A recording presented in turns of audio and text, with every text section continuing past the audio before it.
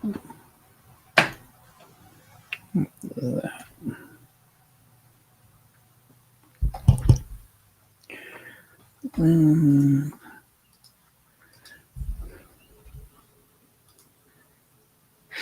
welcome to today's Program Yourself Thin podcast. Today we're talking about how bad it feels to eat the foods that you love. Think about what I just said, because I really want you to internalize this, because it's probably true that a lot of times the foods that you think you love so much are really causing you more pain than almost anything else in your life. And I mean physical, mental, and emotional pain. And the more you start to realize that, the easier it is to make healthier food choices easily and automatically. So you probably don't believe me. That's okay. What I want you to recognize and kind of look forward to, I suppose, is the next time that you eat the foods that you love, the ice cream, the cookies, the pizza, the cupcakes, whatever that food is. What I want you to do is I want you to take a minute after you're done eating, after you finish taking your last bite. I want you to take a minute and I want you to pay attention to how you feel physically, mentally, and emotionally. Now, physically, you'll probably feel fine, not because you feel fine, but because you have habituated to eating that way. So physically, you're not going to notice much of a difference, most likely, although sometimes you may notice just how stuffed and full you feel. But even that, you're pretty much normalized too. The thing I really want you to focus in on is the mental and emotional piece. Mentally, if you're someone who wants to lose weight, after you finish eating the foods that you love, I want you to notice what you say to yourself in your head. I want you to notice after you finish eating, if you say things like, great job, I'm really proud of you, I'm really happy that you ate that food, nice job, let's eat some more of that tomorrow, you're doing great. Do you say things like that? Or do you say really, really mean things to yourself after you eating the foods that you love? Things like, why'd you do that again? Jesus Christ, we're never going to fix this. We're never going to figure this out. We did it again. You always screw up. Why do we keep messing up? And that mindset and that mentality turns into negative emotions. So I want you to pay attention the next time you eat the foods you love, what you say to yourself and how you feel emotionally. Emotionally, do you feel inspired, excited, ready to take on the world? Or do you feel disappointed, frustrated, upset, depressed with yourself? So I'm not making this up. These feelings are real. You're just not used to paying attention to them. So once you take a second and pay attention to them, what you're going to realize is that little bit of pleasure you got from eating the foods you love turns into a whole lot of feeling bad about yourself.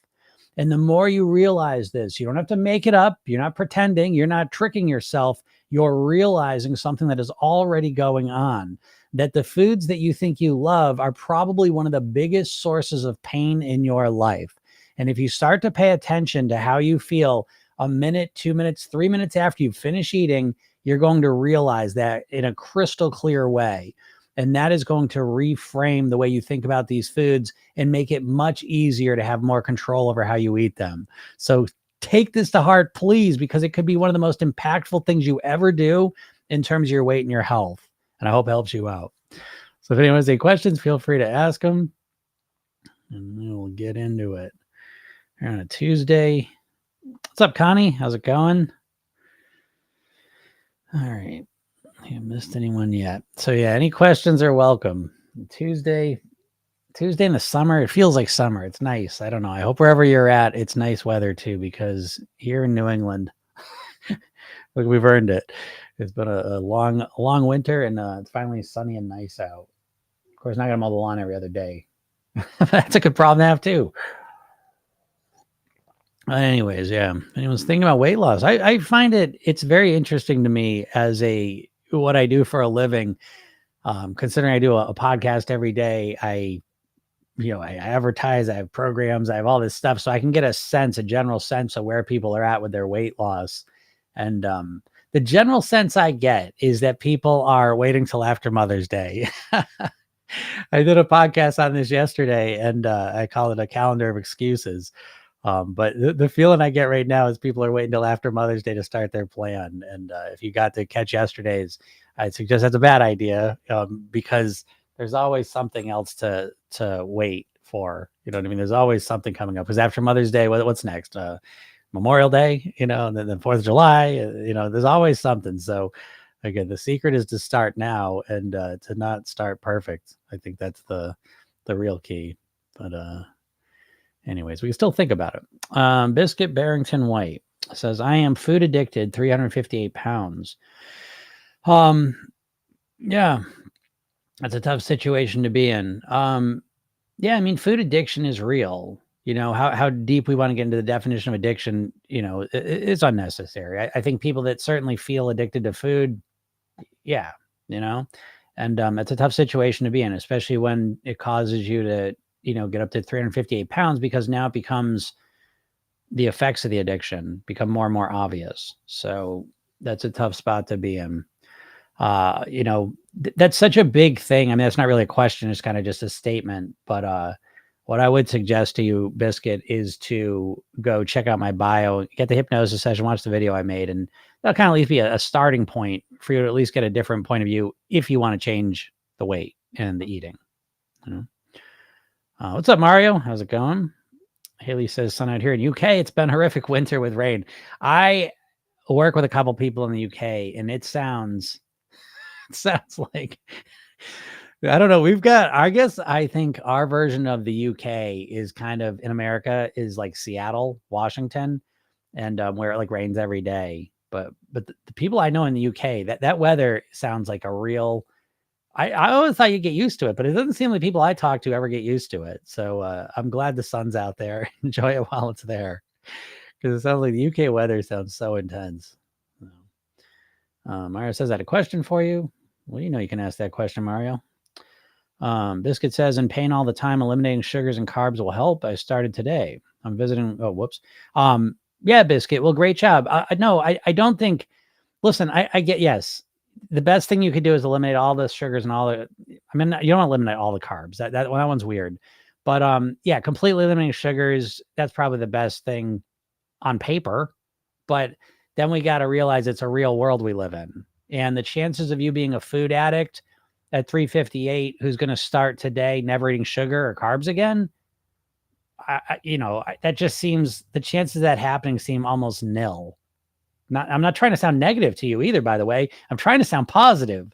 I think the idea that you're going to be a food addict who just decides one day to stop eating sugar and carbs completely has zero chance of success. So if you can do it. All right. Yeah. You're going to make it happen. You can do it. No, you can't do it. It's too much. It's probably too much for you. It's too much for most people that aren't even food addicts.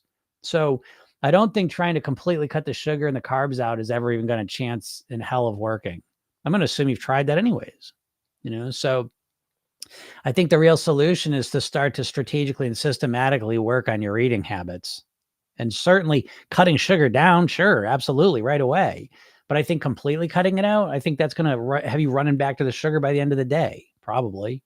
Same with the carbs, so yeah, reducing sugar down, cleaning up your eating in terms of, I wouldn't worry so much about the carbs. I mean, I think in terms of carbs. So it's like, if you're ever on here, I'm always making fun of keto because it's goofy in its extreme nature. So I'm not against keto philosophy of, like, we live in America anyways. The number one source of calories for adult Americans is baked goods. And so, I mean, shit, I probably ate 1,500 calories of baked goods yesterday. I was out of control yesterday. I don't even know. I do know what happened, but oh my God. And my stomach feels like shit today, but muffin, cookies all day, cookies all night. And I felt like shit, and I don't like it. But regardless, the baked goods, getting a handle on that's probably important for anyone that wants to get a handle on their weight. So I think instead of being like, I'm going to completely eliminate carbs out of my diet, which is, to me, one of the most sketchiest weight loss plans that I've ever heard. I really, again, and I always frame it this way, that you show me the society that's thriving, that you can point to, that's thriving, and they eat no carbs. You show me that society. Do not tell me paleo person. Do not give me some random ass historical civilization. I'm talking about in the last 100 years. Give me this civilization that's thriving, not eating any carbs. Let's start there. And so this idea that you're going to follow this diet that was made for epileptics perfectly is silly. But cutting down the refined carbs, I think, is a great starting point for things. And that's part of my plan. So again, for you, Biscuit, I would start slowly. And I know you feel like you want to lose all the weight and you want to get better right away, but I don't know. I don't see that ever working for people. So, Mario says, I'm visiting my mother soon on Mother's Day, and there's going to be a lot of my favorite junk foods. I just want to be able to eat until I'm satiated and not go fully crazy. Yeah, okay, Mario. I mean, well, it's good. I mean, in Program Yourself Thin, that's like the situation we use the rehearsal technique, which basically is imagining yourself the way you want to be. Because in that scenario in the past, you have way overeaten. And so our brains do what we did. We do what we did. And so if you've gone into your mom's place where there's all your favorite junk foods and pigged out on it all the last 20 times you've gone there, you're already anticipating that's what you're going to do the next time you go there. And you'll probably do that because so much of our behavior is kind of pre-programmed, pre-planned. So, it's kind of starting off with, who do I want to be? Who do I want to be? Who's the best Mario? Who's the Mario you want to be? And then imagining yourself as that version of you in that scenario and starting to learn from that, and it's like, oh, I'm just going to imagine myself. Well, you're always doing this shit anyways, because you're already imagining you're going there and eat everything. And so think about that. We got a week. Let's just say a week. And you've been thinking about it longer than that, but you got a week. You're going to your mom's for Mother's Day. You're already anticipating there's going to be all your favorite junk foods, and you're imagining you're going to eat them. And now you're imagining yourself trying to fight against that craving and losing, and you eating everything. So you're already programming yourself to eat exactly the way you don't want to, but you don't even realize it. So again, I understand how to run your mind's pretty important. And most people don't. Sharon says, I agree. I agree too. How do you know if you are a food addict? Well, that's a good question. And I am not a food addict specialist. So I couldn't give you the scientific definition of what's a food addict. I mean, obviously we're all food addicts, but we get what they mean. But yeah, food addict it's a vague term that doesn't mean a whole lot when the people say it, and people say it quickly because, again, they just have no idea how their mind works. They have no idea how to influence their weight because your brain's been filled with rocks in terms of weight by the diet industry. And you're so lost that it's a lot easier to grab onto, I'm a food addict. I'm an overeater. I love sweets. I have no willpower. I have no control. We give these vague ass diagnoses of what we are that aren't even accurate most of the time. And so, yeah, what is a food addict? Obviously we all have a sense of what that means, but I don't really like to give general definitions of what a food addict is. I like to get into specifics. And what I have found consistently is people that thought they were food addicts are not food addicts. They just had no strategy, no real strategy, and no ability to shift their mindset. And so once they have those, it seems like a lot of these food addicts can fix themselves. But even if they are food addicts, listen, every single day, every year, millions of people stop being drug addicts, stop being alcohol addicts, stop being tobacco addicts every year. So even if you were an addict, you still have the ability to stop being that and to change. And I think that's an important thing to remember. Biscuit says, I only ate eggs and sausage today. They have cakes at my job. Yeah, eggs and sausage isn't going to do it. You're going to be hungry. You need fiber, and I already know you're going the keto route, keto-esque route. And so the keto route is fucking goofy. If you want to achieve fast weight loss for a little bit of time, maybe it's a great plan. I won't knock that.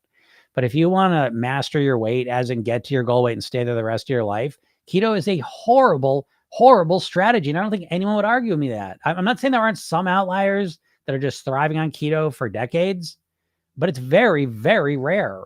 The number one problem with keto is that no one can stick with it because you feel like shit. Usually it's an unpleasant way to live.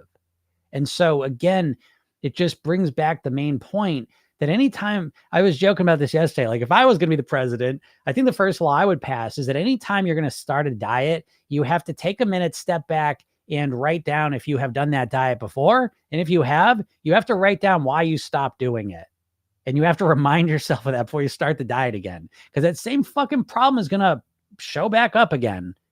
And, it's dieters are amnesia victims, seemingly, you know what I mean? Like they really, dieters are at the top of the list of people that do the something that doesn't work repeatedly right? What's that saying? Like the definition of insanity is doing the same thing over expecting a different result. I think that's a dieter in a nutshell. Like that is the best description of a dieter. I've talked with people that have trying keto, paleo for 25 years, trying Weight Watchers for 40 years. It's like, holy shit. How is that ever going to work for you? It didn't work for you all those times. And now on top of it, the strategy clearly doesn't work for you. Now on top of that, you've associated with failure because you tried it and failed so many times with it. So good luck. Good luck. I wish you the best. I'm not, I wish you no ill will. Please be clear about that. But at the same time, someone's got to point out the obvious here. No?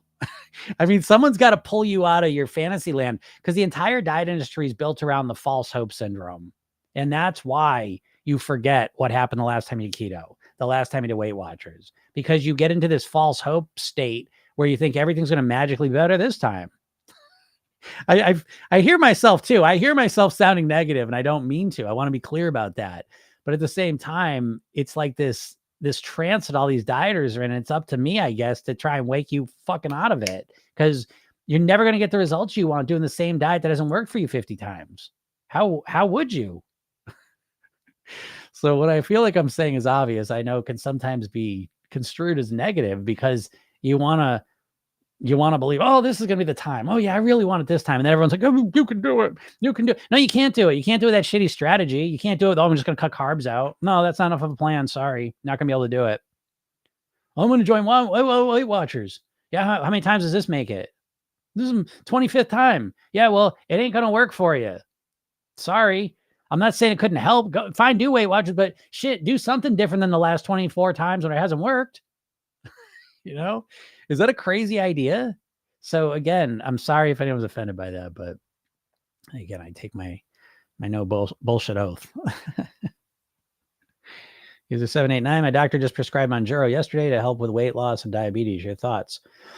The Mounjaro, those things, what they do is they artificially increase your GLP-1 hormone, which is something that your gut naturally produces when you eat normal, natural, whole foods. And so, it'll probably, if you're lucky, you'll feel nauseous and you won't be that hungry and you'll start eating less and you'll lose weight.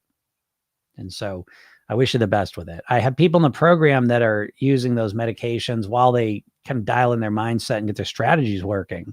So I think the first question you got to ask is, is this something I'm comfortable being on for the rest of my life? And I ain't judging it. I'm on a statin. I plan on being on that thing till the day I die. I will be on that statin forever. So I'm fine with it. Now I don't know. Statins are a lot more studied than, these new diet medicines, but whatever. If you're fine taking a medicine, you don't really want to change your eating, you want to change your lifestyle, you don't want to change your mindset, then I think Mounjaro or any of those medicines are probably a great option for you. And the money thing is covered. It's pretty expensive for most people if the insurance doesn't cover it for whatever reasons. But if you don't want to change your diet, don't want to change your lifestyle, don't want to change your mindset, Mounjaro is probably the best solution for most people. Easier than the surgeries.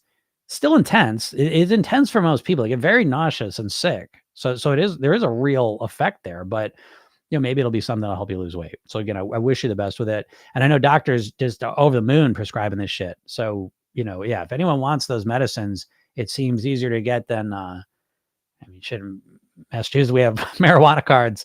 You can go see, the doctor in the little office building. Anyone can get it, So it's like, it seems like we're right there with Mounjaro and this seemingly intense medicine, but I guess maybe it's totally safe. I don't know, but it is easy to get a prescription for it. Doctors love giving that, so doctors love prescribed medicines though. So anyways, the AI bakery, is that AI bakery? Or is that the Al bakery? An AI bakery, would that be good? Come up with crazy stuff.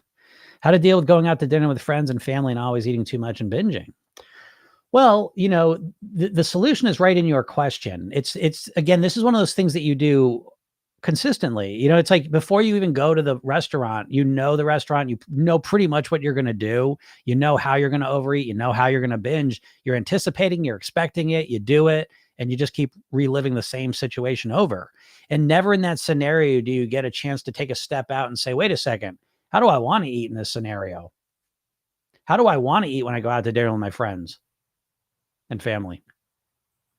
Isn't it crazy you never asked that question? And your answer, if you do ever ask it, is, I'm not gonna eat any bread. I'm not gonna have any dessert. I'm gonna get the salad. I'm gonna get the fish. I'm gonna have them steam it. I'm gonna get this, and I'm gonna just have them do that. And again, this is all or nothing response at best, which is a shitty response as well. So again, the question really starts, you got to take a step back, and it starts by saying, who do I want to be?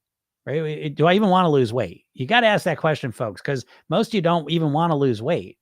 So, once you realize that, you can recognize that a lot of your struggles,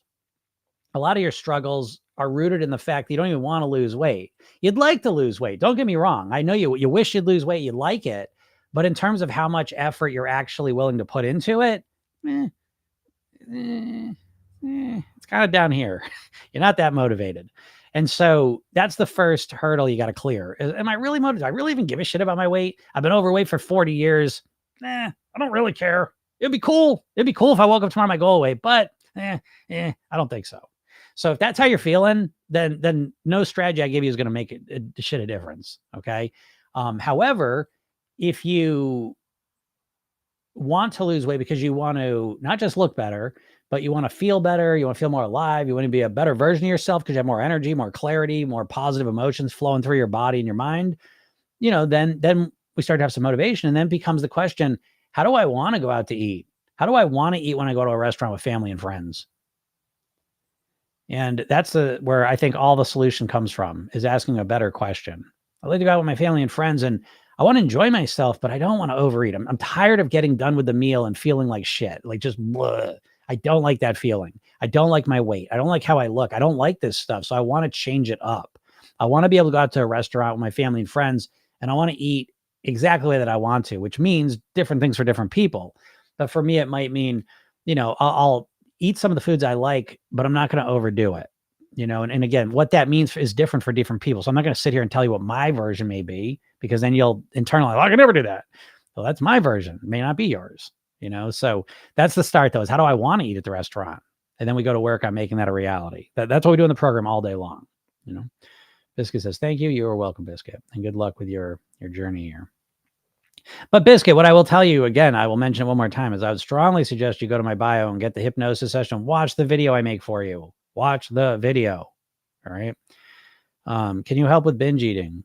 Yeah, of course.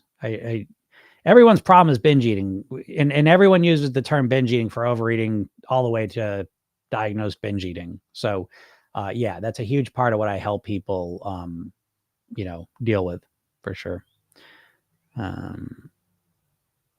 Yeah, Manjaro. Yep, I got that one. Haley says, I'm addicted to sugar. It's my nemesis. Yeah. A lot of people feel addicted to sugar. It is a chemical. It's definitely got addictive qualities to it. No doubt about it. And that's a struggle for a lot of people, Yeah.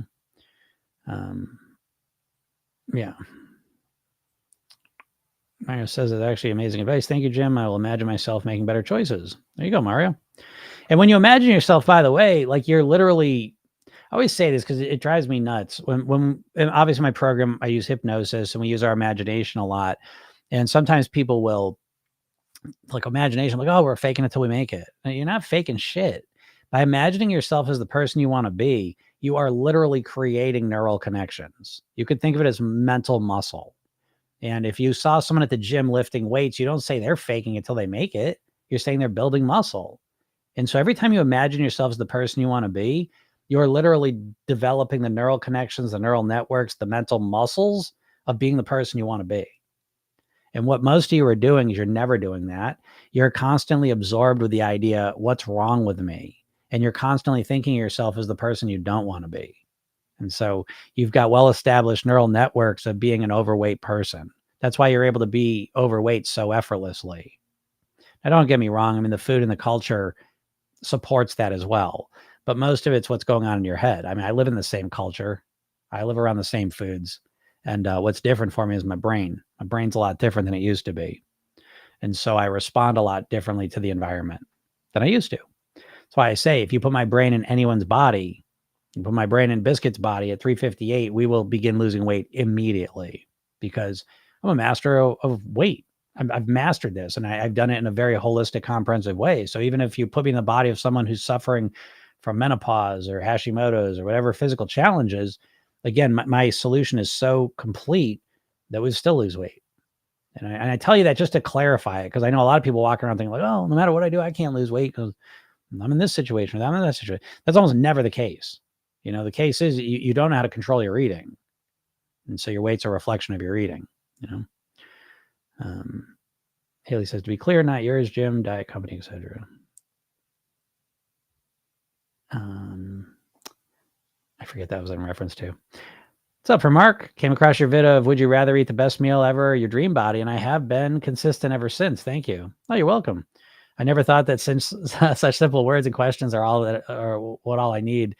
Every time I want to binge, I would ask myself that question and would go back to my senses. Perfect, Mark. That's why I make the TikTok videos, which I love. The TikTok videos are definitely like my sweet spot. I love recording 25-second videos.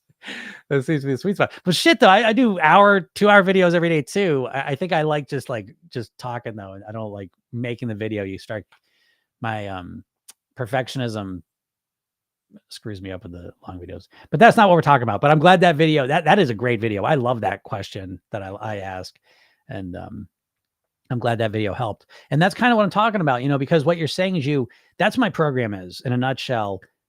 Well, that's one component of it. I say there's really 3 components of Program Yourself. Then there's the hypnosis sessions with the mantras in them. And they're meant to do exactly what's happening to you.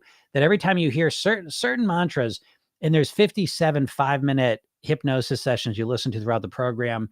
There's sleep hypnosis sessions with core weight loss mantras. So at the end of the day, you're getting about 65 weight mastery mantras put into your brain. Some will stick more than others, but the ones that stick affect you like this, where it's like you start thinking of them in important situations and they help you change your behavior comfortably. So that's when hypnosis is working really well, that's how it works. The other piece is learning how to program your own mind.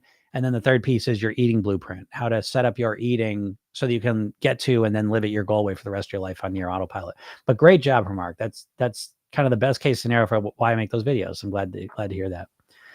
What were his words to stop binges? It wasn't words. It was a question. And it was basically the idea that if a magic genie showed up in front of you, and again, this may or may not impact you the way it did other people. That's just the nature of reality. Some things will impact you more than others will. But anyways, the question is that if a magic genie popped up in front of you and said, you can have the most delicious meal you've ever had in your entire life, or you could wake up tomorrow at your goal weight, which would you choose?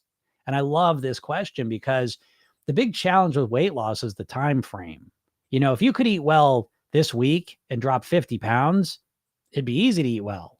The hard part is it doesn't happen like that. So we've got to learn how to shift our mindset to make up for the time factor. And the diets do the opposite of that because the diets don't want you to lose weight. The diets are all owned by the big food companies, and the diets are there to sabotage you and fill your head with rocks when it comes to losing weight. And so what they try and do is they try and get you really impatient. And so that the only thing you even consider are plans that are going to get you really fast results. Now, you've been chasing the fast results probably for decades at this point, never getting them. But you never really question, what if I slow up my expectations? What if I went into this with more patience? That's the secret. That's the secret to getting the results that you truly want to get. And so that's why I try to tell you the diet path you're on is a path to nowhere. It's a circular path that leads back to where you started. It's not a path, it's a hamster wheel. And you're on the diet hamster wheel chasing the next fast weight loss. And I don't blame you for it because you don't have an alternative to, well, how else would I approach weight loss? Because your head's been pumped full of diets your whole life. So it's hard to think the other way. What's up, Heather? I was so proud of my choices and mindset yesterday and then randomly gained 1.6 pounds on the scale. Focusing on what I know works and rehearsing the person who doesn't let the scale dictate choices. Yeah, perfect, Heather.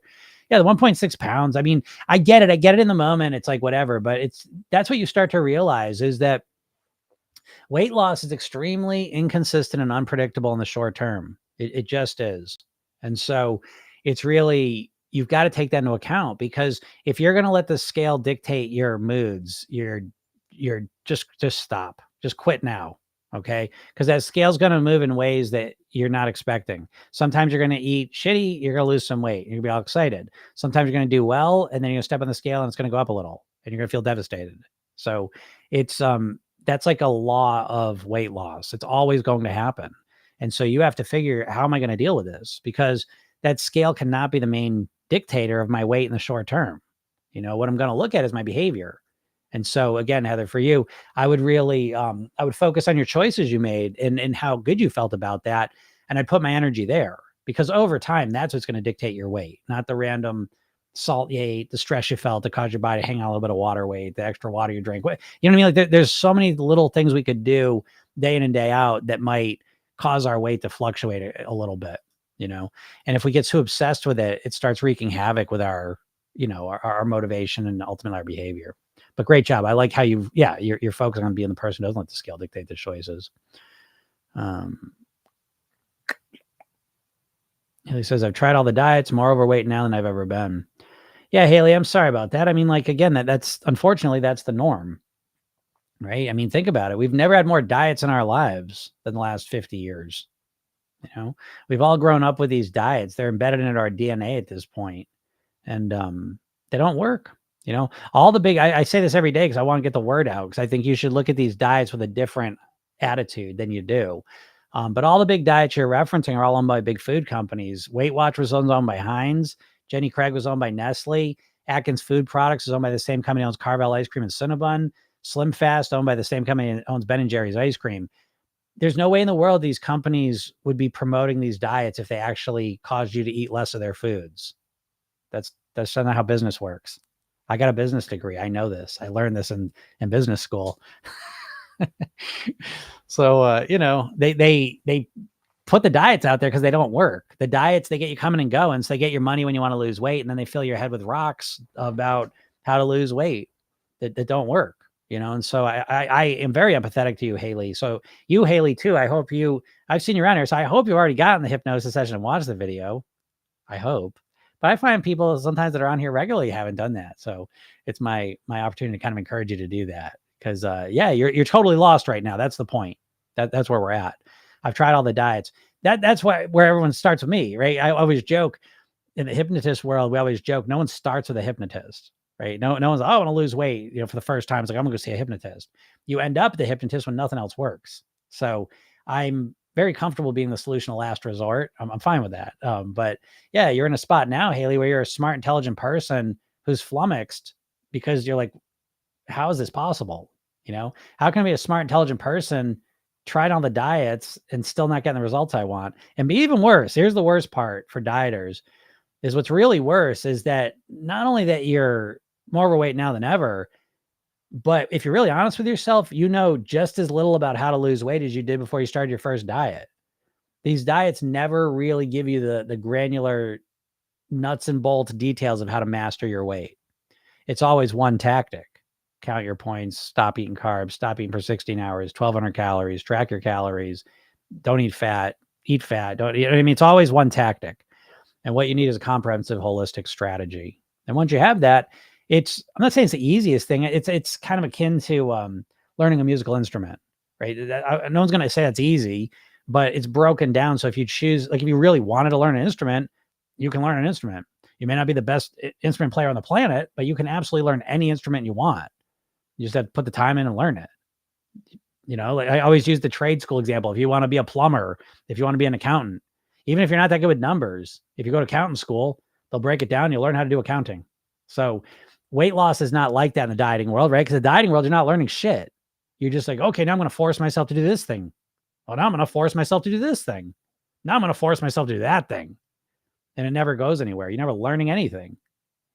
And so it's a lot easier when you start breaking it down into pieces and you start systematically working on it, just like you do anything else in your life.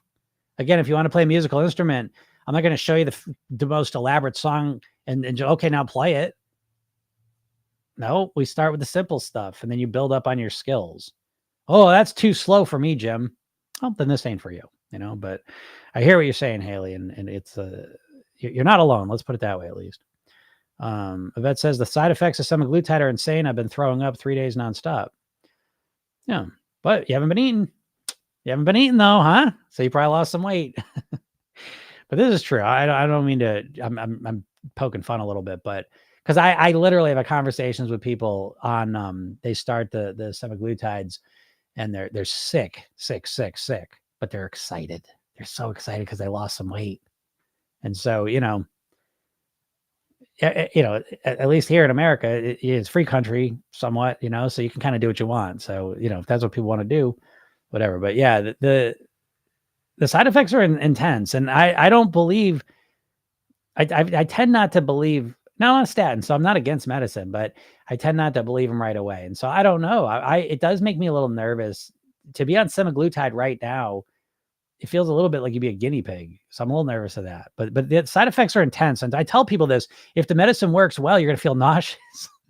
Like I've had a lot of conversations. I don't know. Is there someone who takes it and they feel great, but they just don't eat much? I'm sure that happens. But a lot of the conversations I'm having is people, it's a whack to the system for a little bit. And you normalize to it somewhat, but you feel low key nauseous a lot of the time. That's one of the feelings that drives the reduction in eating. So it's yes, you may lose weight, but you may also have some side effects of how you did that. So I'm glad you said that because I think people should see the full picture. And I think it seems like it's minimized a whole lot. So, anyways, Melanie says, move your body every day and eat whatever you want in moderation. 110 pounds my whole life. Yeah, I mean, it's simplistic, but yeah, I mean, it's in the ballpark. I don't know, whatever you want in moderation. The moderation is the real devil. The details there, because again, if you're someone who has been able to do that your whole life, like that's awesome. But if you're someone who has not been able to eat in moderation, being able to eat moderately is a challenge, A. Knowing what to eat moderately is another challenge, B. And so if you grew up that whole way your whole life, cool. But if that's not what your path has been, just knowing that is not that helpful either. So that's again with weight loss, we need, here's the thing. This is what I can define my experience. I don't know, you can tell me if you agree with this or not, but my feeling on the weight loss industry is it is like almost 100% people telling you what to do. Right? I mean, every single diet is someone telling you how to eat. Every workout plan is a person telling you how to exercise. And every weight loss plan is people telling you what you have to do. And so I think that it makes a lot more sense to realize that it's not so much about knowing what to do, although that is important. It's being able to get yourself to do it consistently that's even more important. And I think that's a real blind spot when it comes to weight loss is no one really works with you to help you be able to do the things you should. And I think that's one of the things that makes my program, you know, different. Mario says saying eat whatever you want to a binge eater is insane. That's true. But and again, if you've never dealt with any binge eating issues and you've always been able to eat moderately, you wouldn't have a clue. So that's why I say, like, I get where Melanie's coming from, and I'm happy for her. But people that have not had that experience, that knowledge is not very helpful. That's what I guess I'm trying to say about the diets. Being told what to do is not that helpful. Being shown how to get yourself to do it consistently is. So, yeah. Let's see here. Where are we at? What's up, Don? What was the book someone recommended a couple of days ago? I don't remember. I remember someone wrote a book yesterday and it was Fast, Feast, Repeat. I don't know if that's the one you were thinking of. That's a cool title. I like that. Fast, Feast, Repeat. But I don't know. I will tell you. Now, again, I intermittent fast, my own version of it. I'm always made very clear about that because the intermittent fasting police, Gestapo, will be on my case if I say I'm intermittent faster, but I only do it 12, 13 hours. So, some of them, right? Some people are more flexible. A lot of people are not. That being said, one thing to watch out with the intermittent fasting piece that I see when it doesn't work is that it's almost like a training ground for some people to become binge eaters because you don't eat for all that period of time and you're cranking your hunger up so high that when the 8 hours roll around where you can finally eat, you're way overdoing it. And then you're doing all this work and then you're not losing weight, and you're creating this unhelpful habit and obsession with food. So, again, be careful intermittent fasting for those reasons. And I always make this point, when I started intermittent fasting, I did it on my own 30 years ago. So I didn't know anything about intermittent fasting. It wasn't called that. I didn't have any expectations what I had to do. Okay. I started creating a bigger window between when I went to bed and when I stopped eating. And so it was really based on how do I feel? And I felt amazing because that was like the first time in my life I'd given myself a period of time where I wasn't shoving food in my body. And I think it's wonderful to give your body a break once in a while. So again, I'm not against intermittent fasting. I'm kind of against the dogma of it, the intensity of it, the jumping right in at 100% of it, but a lot of the medicine, the science behind it, I believe in. Michelle says, is there a maximum amount of collagen powder and protein you should take a day? Female 51. I personally don't know anything about collagen powder and protein. I will tell you one thing though. I'm not a big believer in any powders. I just think that I put my money and my energy into getting whole natural foods into my body. I feel like that's the best strategy you could really start working on immediately, is putting like whole natural foods into your body so that you're getting fiber in your body. You're getting a lot of micronutrients. You're getting nutrient variety into your body that your body needs. So, yeah, I couldn't answer that. And I do know people are obsessed with protein. But I will tell you that there's probably a good chance that, your obsession with protein is not a coincidence. One of the biggest industries in the food industry is the meat industry. That's a lot of industries. So, people are so worried about protein. Protein is satiating too. Don't get me wrong, but fiber in its natural whole form is probably the most satiating thing you can eat. And so I know protein gets all top billing because you have to eat a lot of meat to do it. But I think, if you're really looking for, because here's the thing, right? People be on semaglutides because it reduces your appetite when it works. Well, it increases your GLP-1 hormone. And the easiest way to increase your GLP-1 hormone is to consume more fruits, vegetables, greens, and beans, things with lots of natural fiber in it, because those foods are digested a lot slower. And when the food stays in your gut produces more GLP-1 hormone naturally.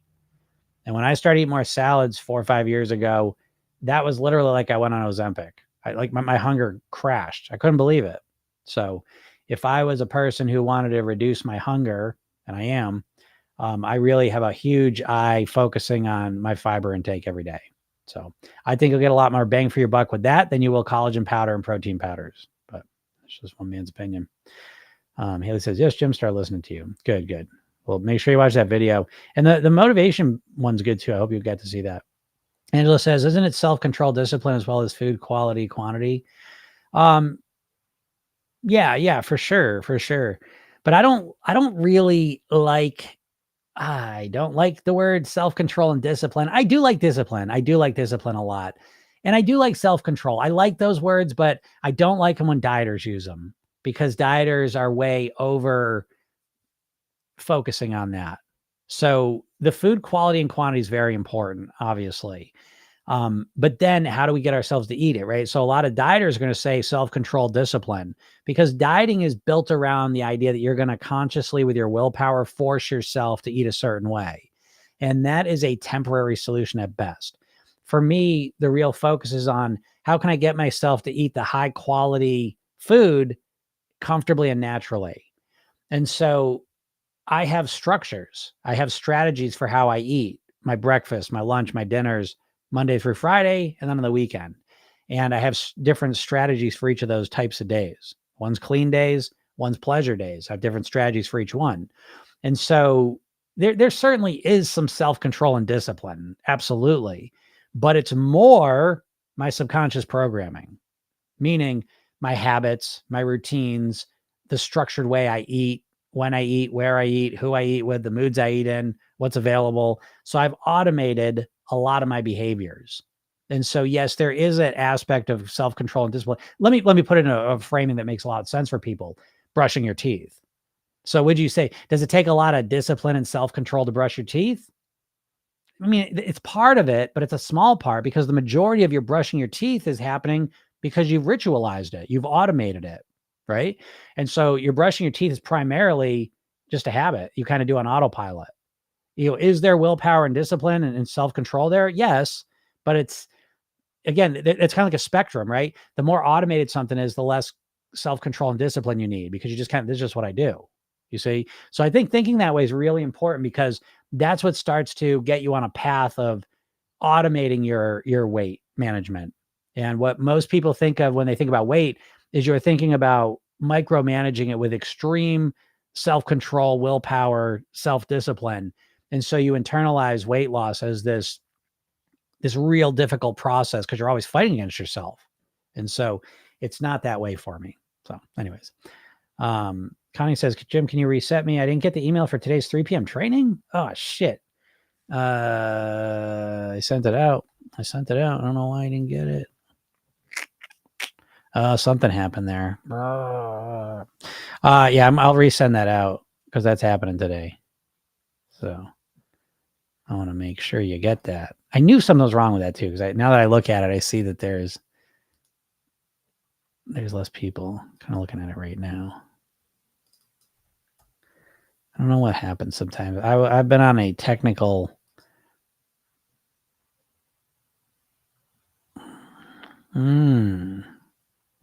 I see what happened there. Yeah. All right. Yeah. And I'll reset you. I have to write myself a note. I'm never going to remember that. I'm not going to lie, kind of. It's got a 50-50 chance of working. Let me see.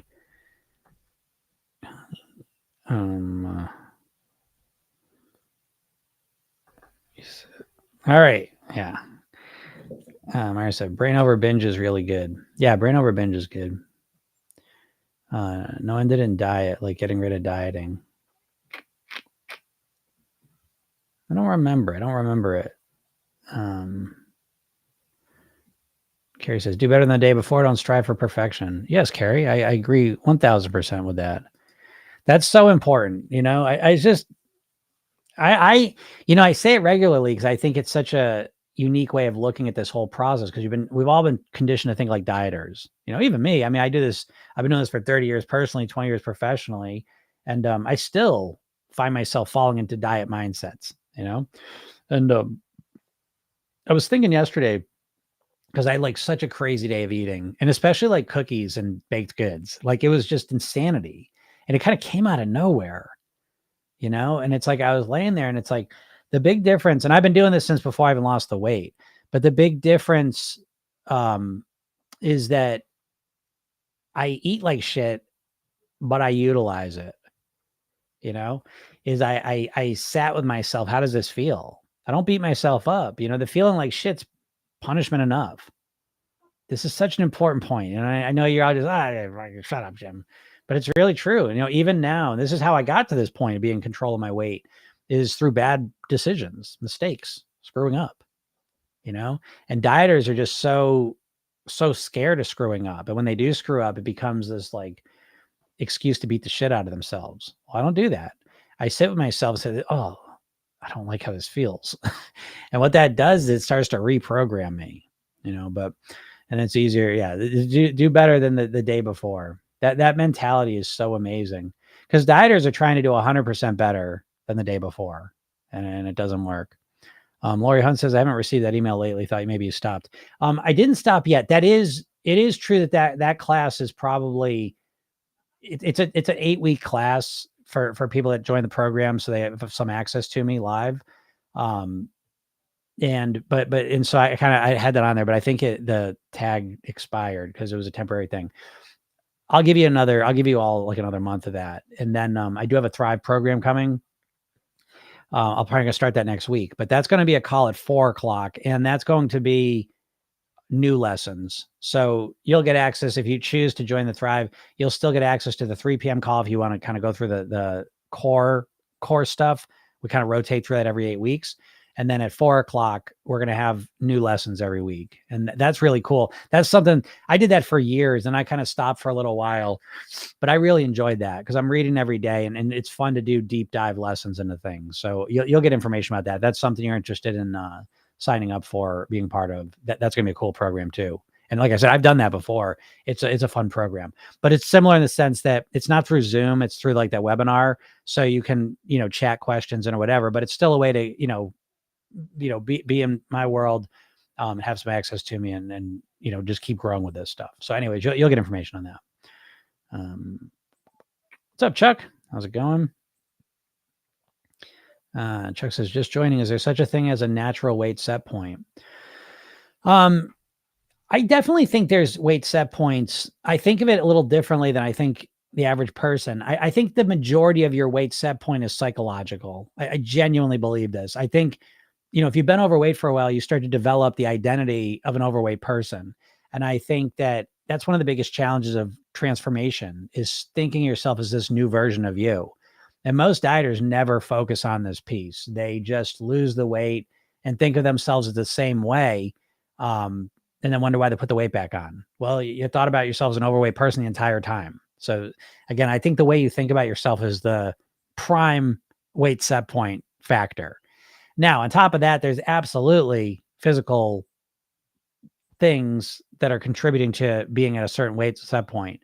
Your hormones, your biochemistry, your microbiome, your cortisol levels, your insulin resistance. There are real factors that do impact what your weight is and why it's easier to be a certain weight. So a lot of people, I will tell you this too. Now I'm going to speak out of school here in the sense that I have not seen a complete scientific explanation for what I'm about to say, but I see it all the time. And so one of those things is that people will start eating better, exercising more, moving more, doing all the right stuff, and they don't lose much weight. And this has happened so often that it's not unusual anymore for me to see this. But I think what ends up happening is we have almost like a buffer, it seems. And this seems to be a physical, chemical, mental thing where it's like when we start changing our eating or whatever, it seems like we're able to maintain a weight for a little while. And this seems to work up and down. So for example, there'll be times where my eating gets out of control for a couple of days and my weight doesn't really move much. And so, and then when I was losing weight, I wasn't losing right away. You know what I mean? Like there was that time factor. So I think sometimes there is a buffer around weight loss. Some people don't seem to have this. Some people lose weight very quickly. Some people lose weight slowly. But I think this contributes to the weight set point. But I think personally, the weight set point is primarily a mental thing that you think of yourself as an overweight person and you live up or down to that self-image. So the self-image and your identity to me is such a crucial part of this whole process. And that's something we go through in the program as well. But that's my thought on it. Mario says, is it true that our body likes to be at a certain weight and doesn't like losing more weight? Yeah, I mean, your body is a homeostasis machine. Your body and brain are really designed to maintain the status quo because really what our brain is a prediction machine as well. And so the easiest way to predict the future is to keep things stable. So yeah, our body, once we get to a certain weight, it does seem to want to kind of keep us at that weight. And I don't know why that is, but it does seem to be that way. But again, it seems what I noticed too is people that lose weight for extended periods of time, like when now it becomes easier for them to stay at that weight, there becomes a little bit of buffer there. So our body likes to be at a certain weight. You could never answer that completely because your brain's part of the whole thing. Your brain doesn't like change. Your brain likes to do what it did. And so, I don't know how you would disconnect what your body likes and what your mind likes. That's a tricky prospect. So I know your brain's part of it and your brain likes to keep doing the same thing because your brain wants to conserve energy. And so doing things differently uses up more energy. So, that's a piece of the puzzle too. So again, I mean, everything, but these are all things we address in Program Yourself then. Cause this is what I talk about. When I talk about holistic comprehensive approach, I really mean that, it really takes into account a lot of this stuff. Cause I don't know. I've never seen anyone give me a real satisfying answer for what leads to weight. I've never seen a good answer. And I don't think they fucking know, to be honest. There's a lot of stuff in science and medicine they don't know. One of the things I found they don't know that really surprised me is they don't know what a muscle knot is. What forms a muscle knot? Like, isn't that crazy? So there's a lot of stuff we don't know about. And weight's one of them, I think. And you can see anytime they do weight loss studies where they put people in metabolic labs and control every calorie in and out, you're still seeing a crazy discrepancy in the amount of weight people lose over that time. Some people lose a ton of weight, some people don't, doing the same stuff. So, we've got to look at that. And I know people hate doing that because that's going to screw up my calorie calculator, my weight loss calculator. But that stuff's just guesstimates. And I think it sets a lot of people up for failure because you have this expectation in your mind that you're going to lose 2-3 pounds a week. And then when you only lose 1.5 pounds a week, you're disappointed. So, I don't know. I'm not really answering that question well, but it's a hard question to answer. I don't think anyone's got a really good answer for it. So yeah, I mean, your leptin signaling, is that supports you being at a certain weight. But then again, it depends on what you eat too. So it's a more robust answer. I'm gonna let it go, but it's a more complicated answer than I can just answer in one thing. Fleur says, when you're in the moment of feeling really hungry, how to change your mindset to wait till later. Well, I mean, this is where me and you probably diverge. I don't want to be really hungry. I think if you're getting really hungry, you've gone too far. And I don't know anything that can fight against that consistently. So me in my world, I would rather manage my hunger so I don't get really, really hungry. I'll get a little hungry. I can manage that. But to get really, really hungry and manage that, I haven't seen that happen, So that's how I would approach that. Chuck says, do you have a hypnosis session that addresses this? Thanks. I mean, to some degree, I don't know. It doesn't really use those words, but the session I give you all for free, the new thin me, is aimed at that because it's the new thin me. It's about your new identity, being the person you want to be, and so it's aimed at that. Without, I don't know if it specifically uses the word set point, things like that. It would be cool to do a hypnosis weight loss set point session. That's a good idea, but maybe I'll do one of those because that's a good one. Carrie says our body holds on to trauma. Cortisol levels are high. Those tend to live in a stress state. Yeah, for sure. That's what I mean. Like there's a lot of things. I always use the example that a lot of people think about their weight like it's what's that? Thanks, Jenna. I always think like people think of their weight loss like it's a bank account, like it's debits and credits, two sides of a column. And it's way more like the stock market. You know what I mean? Like it really is. And I think it's important for you to realize that there's so many different factors affecting your weight. And that's why I say that the weight mastery pyramid we follow in the program is mindset, lifestyle, eating. And most dieters just try and change their eating. And not only that, when I say just try and change their eating, they're really just trying to reduce their calories. So they're not even changing what they're eating. They're just reducing calories. And that's it. And so, I mean, it's just not enough. It's not even anywhere close to enough. I always say my favorite example of how to approach your weight in a more accurate way is to think of it like going to college or learning a trade or learning a musical instrument or a language. And but really committing, I want to do this. So you hire a teacher, you go to college, you sign up and enroll in it. You sign up for the trade program, whatever it is, you know what I mean? You sign up for the program because you start as this little rube who doesn't know shit. And what I'm trying to tell you now is you don't know shit about losing weight. You think you do, which is one of your biggest challenges. You think, I tell you, put your hand up if you've ever said, I know what I got to do. I just need to do it. Now look at your hand and slap yourself with it because you don't know what to do. And that is the biggest bunch of bullshit that you're telling yourself that is stopping you from getting the information you need to finally master your weight. You thinking you know what you need to do is, one of the worst things you could imagine, you could believe. Is not true. And so you're sitting here like a freshman in college, a person on their first day of plumbing school, a person the first day sitting at the piano. You know what I mean? You really don't know much. You don't know about your eating habits. You really don't. You have a vague idea about them. You don't know what's triggering them. You don't know about your mindset. You don't know how to improve your lifestyle in a way that's going to really support you. You don't know about nourishing your body. You don't know about, how to think like a thin, healthy person. It just goes on and on. And so it's not a factor that you can't do it. It's a fact that you don't know how to do it. Some people believe that, some people don't, but hey, Deb put her hand up. It's funny though, right? Because it's like, I don't know what I got to do. What does that mean? What do you mean by that? Because when you really dissect that, what does it mean? Okay, well, I just gotta eat better. It's like, oh my God, it's so vague. That means nothing. It's like saying, "Oh, I need to make more money." Well, I know how to make more money. I just got to do it. What do you got to do? I got to work harder.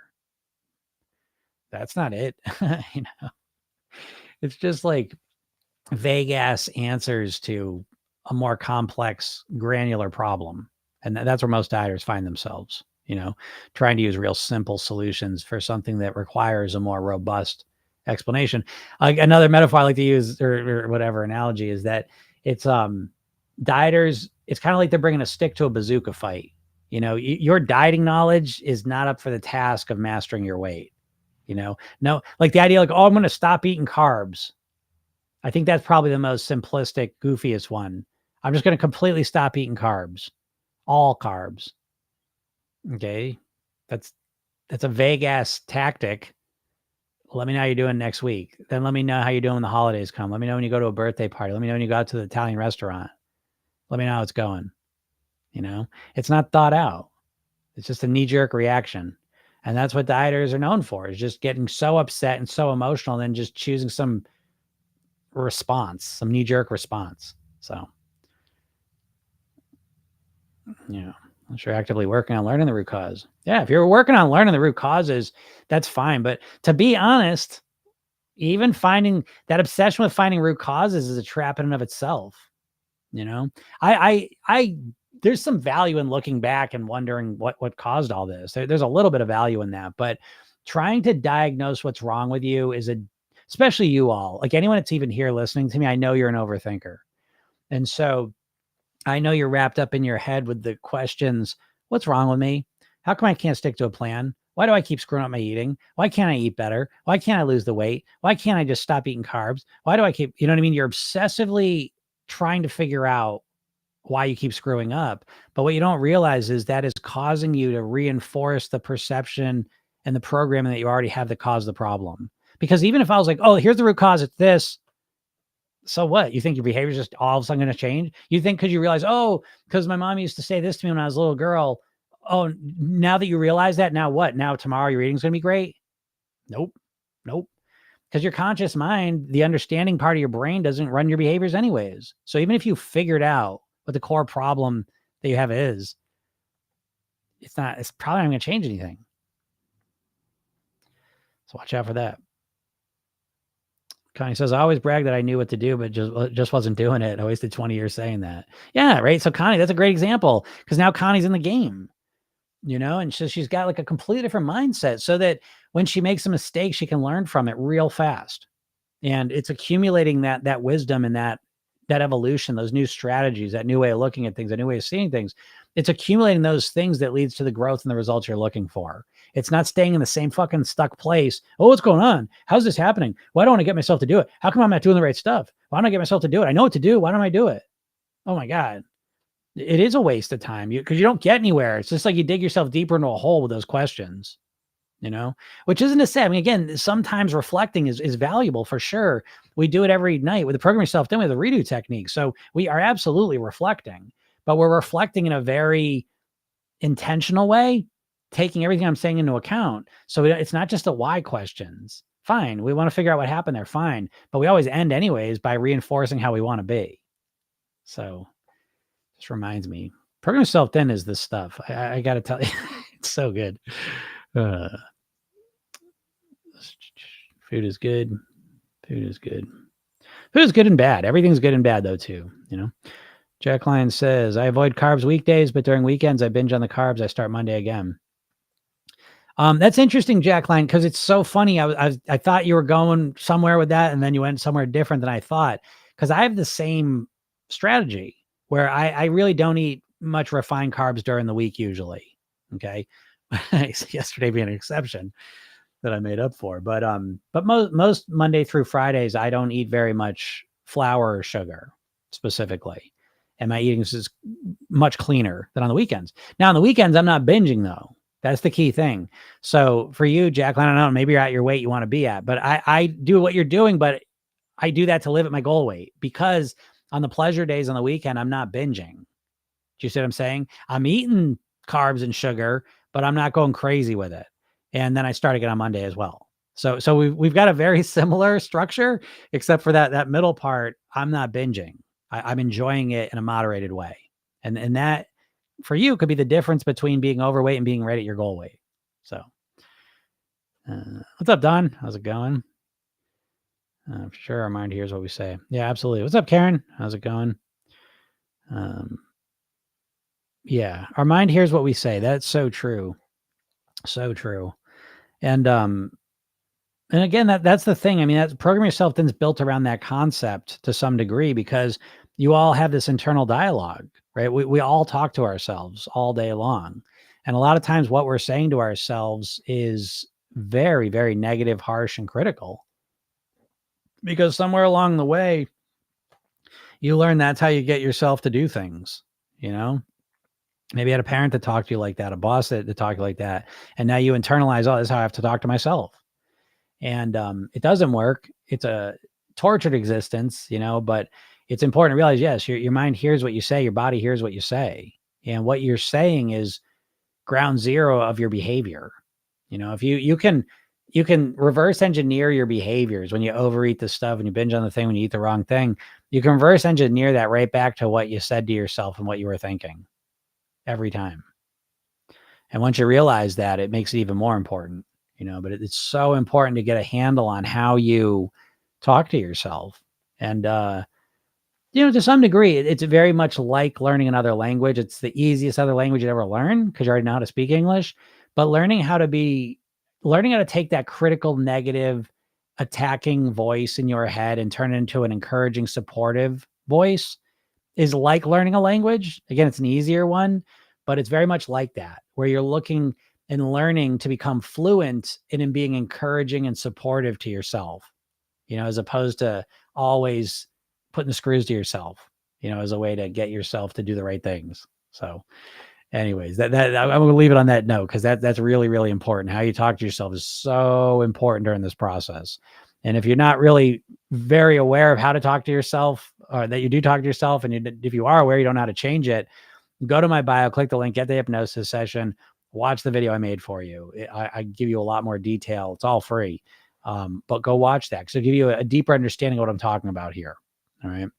Then read the emails. I send emails as well. But all right, everyone. Thank you so much. I really appreciate everything that you guys have been asking. Good comments and questions as usual. Have a super duper day, and we will talk soon. Bye.